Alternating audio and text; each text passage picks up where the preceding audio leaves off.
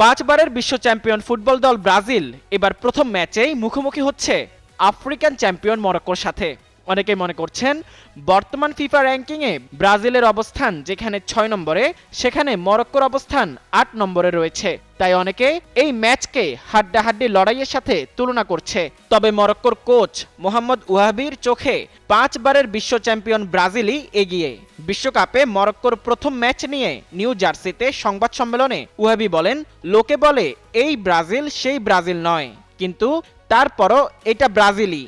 নন inverter এসির দামে ঘরে আনুন বিদ্যুৎ সাশ্রয়ী ইনভার্টার এসি। এখন 1.5 ton my one inverter AC মাত্র 48,900 টাকা পাওয়া যাচ্ছে মিনিস্টার শোরুমে।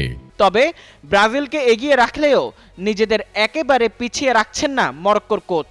তিনি বলেন, আশরাফ হাকিমি, ব্রাহিম দিয়াজদের নিয়ে গড়া দলটি যে কোনো প্রতিপক্ষের সঙ্গে লড়াই করতে পারবে।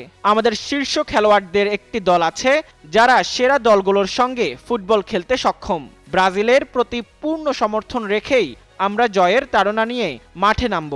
মরক্কোর এই কোচ আরও বলেন, মাঠের লড়াইয়েই ঠিক করবে কে কোন অবস্থানে যাবে। তবে আমাদের পক্ষে যতটুকু সম্ভব ততটুকুই চেষ্টা করব আমরা।